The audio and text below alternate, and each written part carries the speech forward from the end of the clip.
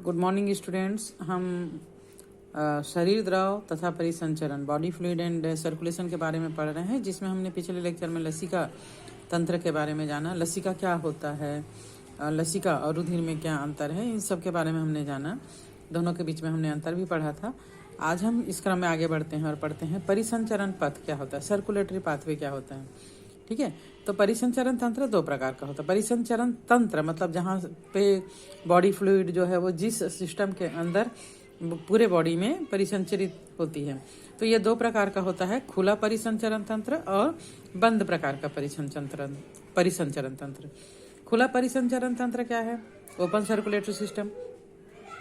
इस तंत्र में हार्ट के द्वारा धमनियों से आर्टरीज में रुधिर को पंप किया जाता है। हार्ट जब ऐसा पंपिंग होता है ना, इसमें सिकुड़ता है, तो ब्लड जो है वो कहाँ चले जाता है? धमनियों में चले जाता है, जो बड़ी गुहाओं या रुधिर कोटरों या अवकाश में खुलती है।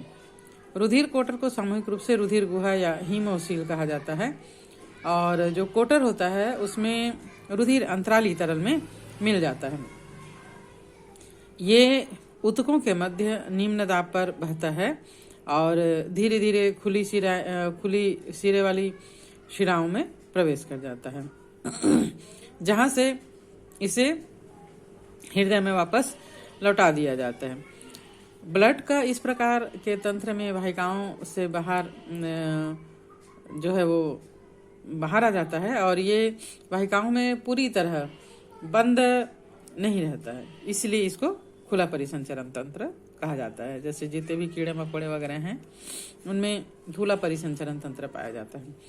इस तंत्र में केशिकाओं का पतली पतली बारीक केशिकाएं नहीं होती, इनका अभाव होता है, और ये रुधिर प्रवाह जो है वो धीमी गति से बहता है। इसमें एक प्रेशर नहीं होता है, दबाव नहीं होता है, क्योंकि खुले अवकाश में होता है, बॉडी के खुले जगह में होता है, जिसके कारण हृदय तेजी से रुधिर प्रवाहित करने के लिए बहुत ज़्यादा दाब उत्पन्न नहीं कर पाता, और इसीलिए वितरण का जो समुचित नियंत्रण भी नहीं होता। इस प्रकार का जो परिसंचरण है, जैसे कि मैंने बताया, जितने कीड़े मकोड़े हैं, खास करके आर्थ्रोपोडा समूह और मोलस्का के प्राणियों में ये पाया जाता है। सेकंड है बंद प्रकार का परिसंचरण तंत्र। बंद प्रकार का परिसंचरण तंत्र में ये केवल धमनी, सिरा या लसिका वाहिनियों में प्रवाहित होता है, केशिकाओं में प्रवाहित होता है, कभी भी बॉडी में ओपनली ये प्रवाहित नहीं होता। तब इसे कहते हैं क्लोज्ड सर्कुलेटरी सिस्टम या बंद परिसंचरण तंत्र। इस तंत्र में हृदय रुधिर को उच्च दाब पर धमनियों में पंप कर देता है। धमनियां रुधिर केशिकाओं में विभाजित हो जाती है, और जो रुधिर है ना, वो अंतराली तरल के मध्य में, मतलब बॉडी को जो बीच बीच का जो गैप होता है उसके मध्य पदार्थों का अभिगमन जो है वो केशिकाओं की भित्ति में से होता है। केशिका यानी जो पतली बिल्कुल बारीक बारीक जो नलिकाएं होती हैं, इनसे रुधिर सिराओं में पहुंचता है, और सिरा से होता हुआ ये हृदय में वापस लौट जाता है। इस प्रकार ब्लड जो है वो पूरी तरह ब्लड वेसल्स में यानी रुधिर वाहिकाओं के अंदर बंद रहता है, कहीं भी ओपन नहीं होता। ये सीधे कभी भी बॉडी के ऊतक के या कोशिकाओं के संपर्क में नहीं आता, इसीलिए इसे बंद परिसंचरण तंत्र या क्लोज्ड सर्कुलेटरी सिस्टम कहा जाता है। इसमें जो डिस्ट्रीब्यूशन है ब्लड का, उसका नियमन होता है ना, ये संभव है। इस प्रकार का परिसंचरण एनिलिडा संघ में पाया जाता है, और जितने भी वर्टिब्रेट हैं, माने कशेरुकी हैं, उन प्राणियों में ये पाया जाता है।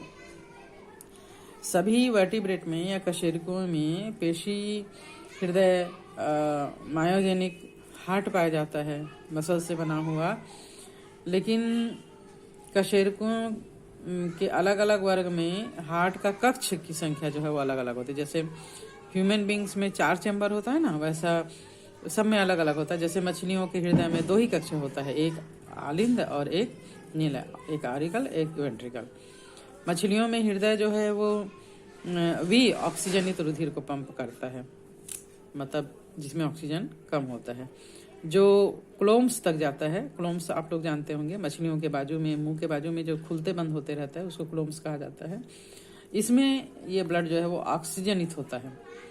पानी के धारा के साथ जो ऑक्सीजन है वो ब्लड में मिला दिया जाता है और कार्बन डाइऑक्साइड को पानी की धारा में छोड़ दिया जाता है। इस प्रकार ये ऑक्सीजनित होता है और फिर शरीर के विभिन्न भागों में पहुंचाया जाता है।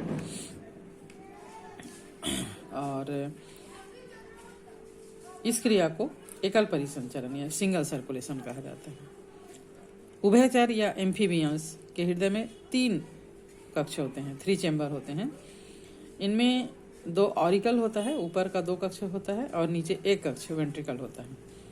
दायां आलिंद शरीर के विभिन्न भाग से जो डीऑक्सीजनेटेड ब्लड है उसको प्राप्त करता है, मतलब लेता है, वहाँ पर लाया जाता है पूरे ब्लड से, बॉडी से, और फिर ये नीला में भेज दिया जाता है। नीला में पंप करके ये लंग्स में या इस प्रकार जो संरचना पाई जाती है वहाँ पर ऑक्सीजनित होता है। फिर दायां आलिंद में लाया जाता है और फिर ये बॉडी में पंप किया जाता है। तो इस प्रकार नीला में दोनों प्रकार के ब्लड, यहाँ पर ऑक्सीजनित और वी ऑक्सीजनित ब्लड जो है वो आपस में क्या हो जाते हैं, मिश्रित हो जाते हैं और इसको बॉडी में पंप कर दिया जाता है।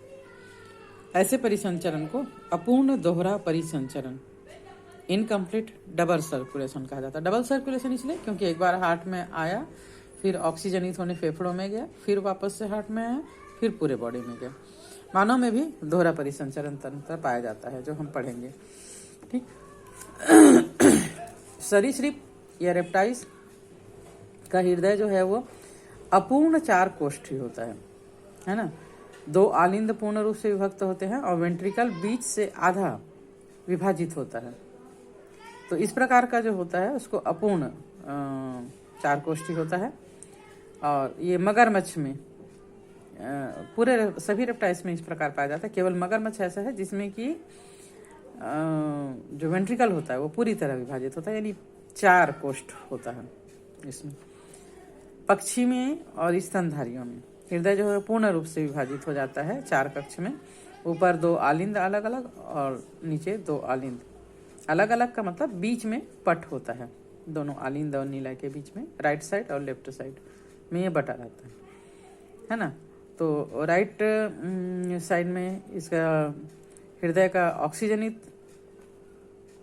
वी ऑक्सीजनित जो पूरे बॉडी से ब्लड लाया जाता है वो होता है, और लेफ्ट साइड में ऑक्सीजनित रक्त होता है जो कि पूरे बॉडी में भेजा जाता है। इस प्रकार बीच में पट या दीवार होने के कारण ऑक्सीजनित रक्त और वी ऑक्सीजनित रक्त जो है वो आपस में नहीं मिल पाते हैं। तो ऐसे परिसंचरण को डबल सर्कुलेशन या दोहरा परिसंचरण कहा जाता है। तो आज हम इतना ही पढ़ेंगे। नेक्स्ट डे हम मानव के परिसंचरण तंत्र के बारे में, हार्ट की संरचना और परिसंचरण के बारे में पढ़ेंगे।